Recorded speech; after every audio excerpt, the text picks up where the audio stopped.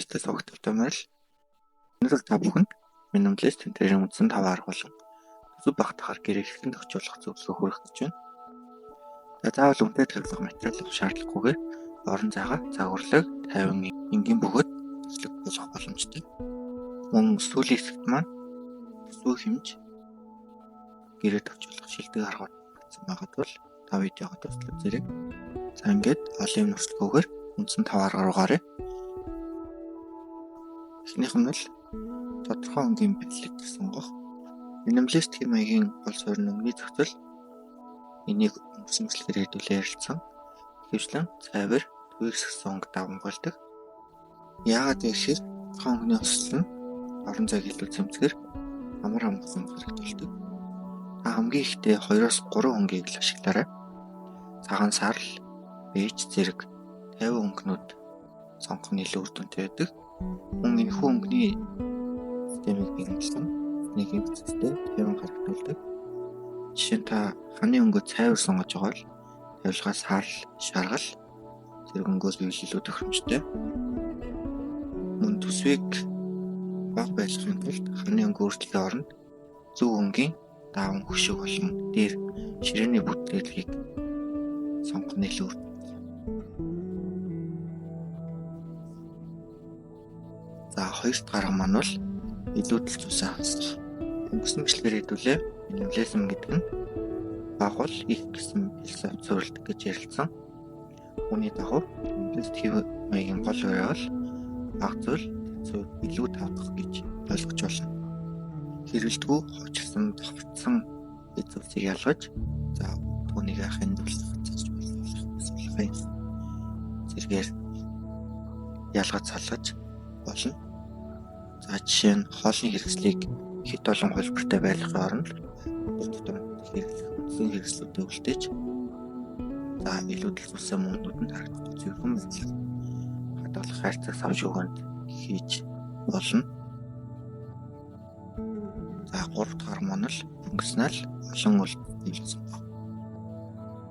Жижиг орон зайг минимал хэмээгээр хөгжүүлэхэд олон үйлдэл тавилга маш чухал байдаг. Байнгын хэрэгэлдэггүй тод шор хөвдөл зүйлсийг зэгцэлж ханд өлгдөг олон шугуулгатай тавилга сонгох нь илүү цэвэр зэмцгэр байдал төсөлдөг ба тавилгыг сонгохдоо зөвхөн гоо сайхан талаас биш орон зай амних олон үйлдэлтэй байдалд анхаарах нь илүү чухал. За жишээ нь доороо эд зүйлсийг агуулгах шүүгээ, шургуулгатай ор эсвэл бөөдөн ханд дотор ширээ юм агуулгах боломжтой суудал гэх мэт. Харин та илүү төсөв багтаагаад гэж байгаа бол тавилгаа бодож бүрэх байж болно. За жишээ нь хуучин модон ширээг цагаан өнгийн бодгаар илүү минимал хэмээгт оруулах. За модон тавилгаа өөрөө хийх мөн боломж байдаг. Тавилганыхаа хэмжээ болон загвар өнгөө тооцоолж мэдж байгаа бол хатангаа төсөөлээд тавьчихвал тогсох боломжтой. Хэрвээ тийм боломжгүй гэх юм бол шинэ тавилга худалдаж авахын оронд 2 дахь зах зээлд ирэх дэлгүүр онлайн зохиодоос худалдаж авах боломж байдаг. За дөрөвт нь байгалийн гэрэл ногоо ормол нэмэх. Минималист хэм маягийг дамжуулах байгалийн гэрэл ногоо ормол бол хэмт мөртлөө хамгийн үр дүнтэй шийдлүүдийн нэг. Яагаад тэгэхээр цонхоор орж ирэх гэрэл нь таны орон зайг илүү цэлгээс сэргээр харагдуулдаг. Байгалийн гэрлийг дээд зэрэгээр ашиглаж орон зайг нээлттэй харагдуулдаг.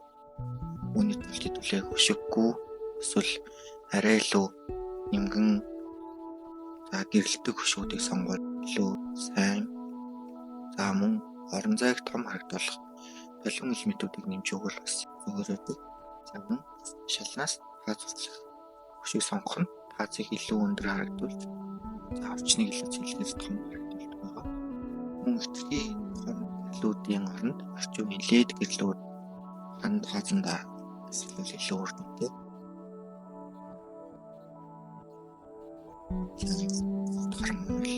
Энгийн олон зориулалтад гарсан. Минималист хэм маягт чанартай олон зориулалттай декор чухал байр суурь эзэлдэг. За үүний тулд чимэл хийхэд анхаарах зүйлсүүдийг та бүхэндээ хэлж өгье. Нэгдүгээр тэнцвэртэй байдал. За таны амьдарч байгаа орчинд хит декоруудыг байршуулахгүйгээр зөвхөн онцгой харагдах хэлбэрүүдийг сонгох нь чухал. За хоёр дахь нь бол нэг төрлийн материал өнгөний зохицол. Жишээл металл зэрэг байгалийн элементүүдийг цайвар, саарл, цагаан өнгөтэй хослол илүү гоё харагддаг байгаа. За гуравт нь болохоор сэтгэл хөдлөлийг илэрхийлэх декоратив мөн ашиглах хэрэгтэй. Гэр бүлийн зураг, гар эцэг бүтээл зэрэг хувийн онцлогийг шингээсэн чимэглэл өгөх хэрэгтэй. За дөрөвт нь болохоор мэдрэмжтэй цөөн чимэглэл. Минималист хэм маягт илүүдэл чимэглэх зайлсхийж орон зайг дүүрэхгүй байх нь чухал байдаг. Орон зай бүрт 2-3 жил элементүүдийг л ашиглаад хангалттай. За жишээ олгож ярих юм бол ширээн дээрээ та зөвхөн ла, жижиг вар 2-3 голлогоор л олгож болно.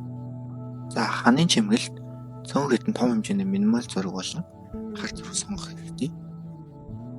За мөн улирлын чанартай декород байгаа. Жилд 1-2 удаа л тавигддаг. Яг тухайн улирал тохирсон гэх мэттэй чимэглэл ашиглаж болно. За танд илүү төсөв багтаа холбоо хэрэгтэй байвал танд дараах санаанд илүү чухал болж байна. За нэгт нь болохоор өөрөө орлох боломжтой чимэглэлүүд. За үүнд нь болохоор таны өөрийн гараар ирсэн ханын зураг, зөвчмөл дэрний ут, зэргүүд байна. Хоёрт нь болохоор байгалийн элемент. Хэрвээ байгалийн элементүүдэд дуртай бол тэрийг өнгөс боломжтой. Жишээ нь модны мөчөв, өөрийн нэрч, чулуу, элс, шүүрс, сурд зэрэг байгалийн элементүүдийг ашиглаж декоруудыг хийх боломжтой. За гуравт нь бол хуучин эзүүсийг шинжлэн ашиглах. Энэ болохоор айл болгонд л нэг хуучин ашигладаг. Вар, лааны суур, жастай зураг ганцлж сурлаж одоо чи өөрчлөн хэрэглэх боломжтой.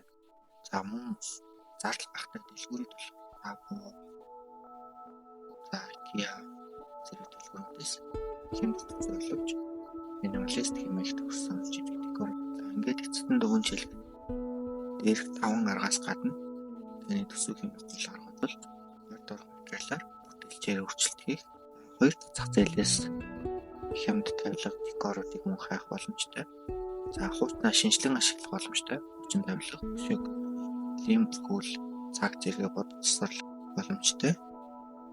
Өнгө болон таны очны зохион байгуулалт чухал. Гэдгийг та сайн ойлгож авлаа.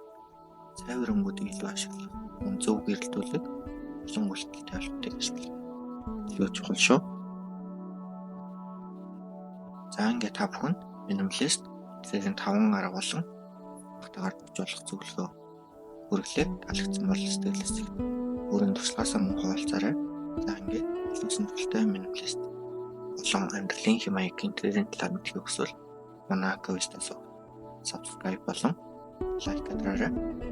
Дараагийн видеонд жижиг орон зайг илүү том харагдуулах дизайны зөвлөмжүүдийг хуваалцах болно.